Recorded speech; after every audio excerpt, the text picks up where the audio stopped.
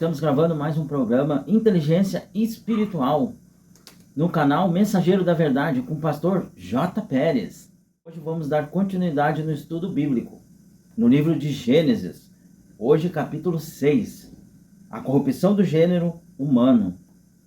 Vamos falar sobre o que levou o Senhor, nosso Deus Todo-Poderoso, a querer destruir a terra. No estudo bíblico anterior a gente viu sobre a genealogia de Sete até Noé, né? Agora a gente vai dar continuidade na história. E aconteceu o quê? Como os homens começaram a multiplicar-se sobre a face da terra, eles nasceram filhas, viram os filhos de Deus que as filhas dos homens eram formosas, e tomaram para si mulheres de todas as que escolheram. O que nessa passagem a Bíblia, o Senhor, ele nos conta? Quando ele fala aqui em filho de Deus, ele fala aqueles que estavam na presença de Deus, aqueles que eram da família de Sete e buscavam a presença de Deus. Esses começaram a ver que as filhas dos homens, ou seja, filhas daqueles que estavam no mundo, que estavam afastados de Deus, ou seja, descendentes de Caim, outros descendentes, estavam buscando essas mulheres para casar. E as tradições deles e o culto aos ídolos deles que eles tinham, eles estavam levando agora para o meio daqueles que estavam na presença de Deus. E que estavam sendo corrompidos. Isso muitas vezes acontece quando você está na presença de Deus e você busca alguém que não é do seu meio. Ou você é muito forte para ganhar essa alma para Deus, ou essa pessoa te leva para o mundo e te tira da presença de Deus. Salomão que eu digo. Então disse o Senhor: não contenderá meu espírito para sempre com o homem, porque ele também é carne. Porém seus dias serão 120 anos. Aqui Deus tomou uma decisão drástica, porque o homem ele vivia muito tempo. Embora ele não era mais imortal, como era Adão na época do jardim, agora ele tinha mortalidade, ou seja, o pecado trouxe mortalidade, mas assim mesmo ele ainda vivia muitos dias sobre a face da terra. Como a gente viu ali na genealogia de Sete, descendentes de Sete que viveram 900 anos, 890 anos, só que foi diminuindo até que Deus chegou e bateu o martelo. A partir de agora, 120 anos é o prazo maior. E hoje nós vivemos até 120 anos. Aqueles que conseguem chegar até essa idade. Porque a média chega a 80, 90. Mas o tempo máximo na face dessa terra é 120 anos. E Deus ele decidiu para que o pecado não se perpetuasse. Porque como o homem vivia muito tempo, por muito tempo ele fazia as coisas erradas e más. Era uma maneira também de reduzir o pecado. Mas mesmo assim, não houve a mudança do pecado, né? Havia naqueles dias gigantes na terra. E também depois, quando os filhos de Deus entraram, as filhas dos homens, e delas geraram filhos, esses eram valentes, que houve na antiguidade, os homens de fama. Aí fala dos valentes, aqueles guerreiros, alguns que a história ainda conta, que foram filhos que vieram entre os filhos de Deus, aqueles que estavam na presença de Deus, e os filhos da terra, os filhos do mundo, aqueles que não estavam na presença de Deus. E viu o Senhor que a maldade do homem também se multiplicava sobre a terra, e que toda imaginação de pensamentos do seu coração era só má continuamente. Daí um reflexo dos dias atuais, que hoje boa parte da humanidade só pensa coisas ruins, só faz coisas más, só quer se dar bem em cima dos outros. E é o que a gente tem visto ultimamente, né? Com a internet, então, parece que ficou pior, né? Então arrependeu-se o Senhor de haver feito o homem sobre a terra, e pesou-lhe em seu coração. E disse o Senhor: destruirei o homem que criei de sobre a face da terra, desde o homem até o animal, até o réptil, até a ave dos céus, porque me arrependo de haver feito. Imagina Deus que criou com tanto amor a humanidade, o homem, e diferente das demais criações, dos anjos, de tudo que ele fez, o homem ele deu o livre arbítrio para que o homem escolhesse, tomasse as próprias decisões. E assim mesmo o homem optou pelo mal. E essas são as gerações de Noé. Noé era o homem justo e perfeito em suas gerações. Noé andava com Deus. Essa era a diferença. Ele andava com Deus, ele cultuava a Deus, ele buscava a presença de Deus, ele orava a Deus, ele falava com Deus, coisa que muitos não faziam. E hoje tem muitos que não fazem, né? E criticam aqueles que buscam a presença de Deus. E gerou Noé 3 filhos, Sem, Cão e Jafé. E esses filhos eram os que estavam também na presença do Senhor. A terra, porém, estava corrompida diante da face de Deus, e encheu-se a terra de violência. Aí eu pergunto para você que está nos assistindo, o que a gente tem visto nos últimos tempos, nos últimos dias, principalmente na internet, tem se multiplicado? Não é a violência?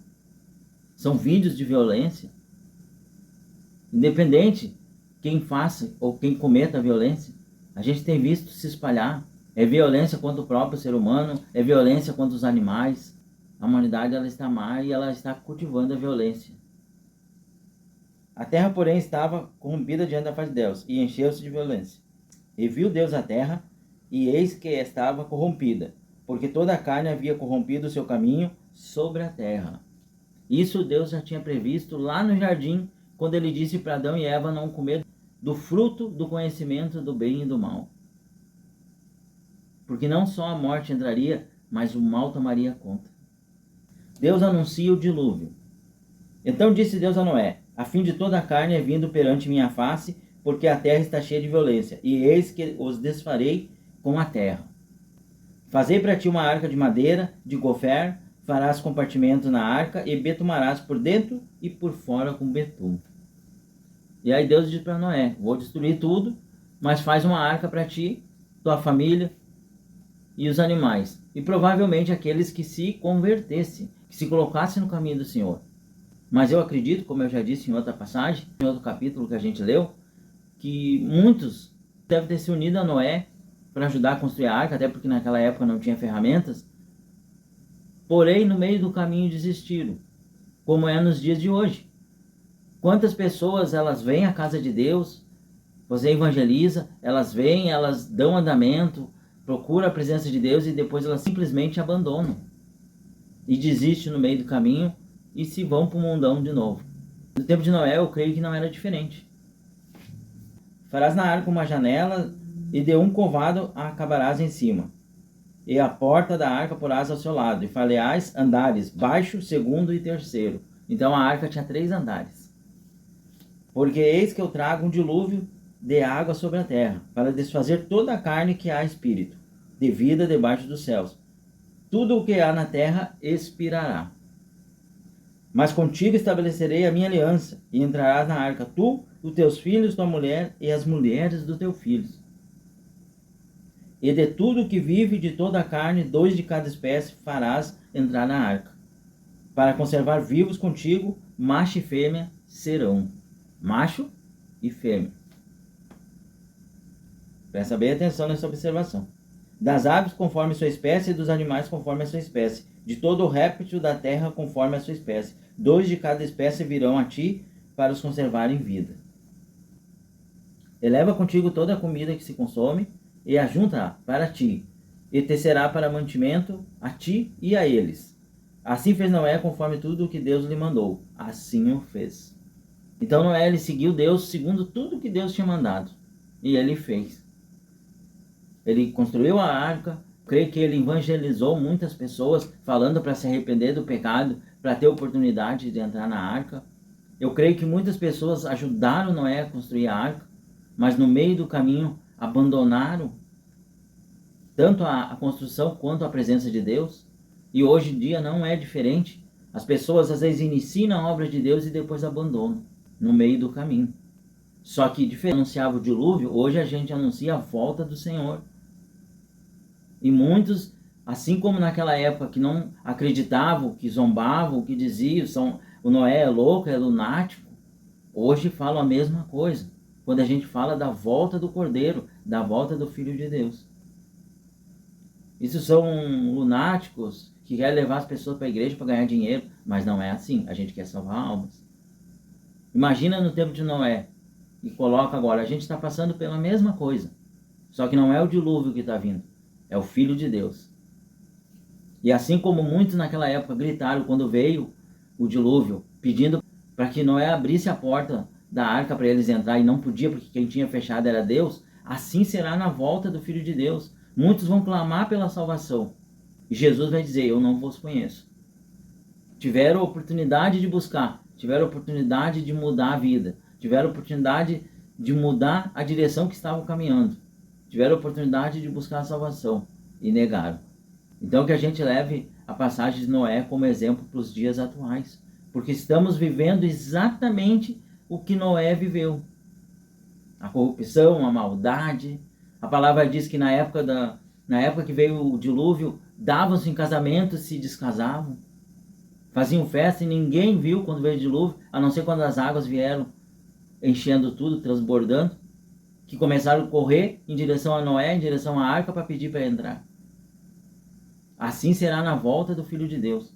Vão estar se dando em casamento, se separando, fazendo festa, e vão correr quando vê o Filho de Deus no céu, mandar seu exército de anjos buscar os salvos, e ver os mortos ressuscitar para ser julgado.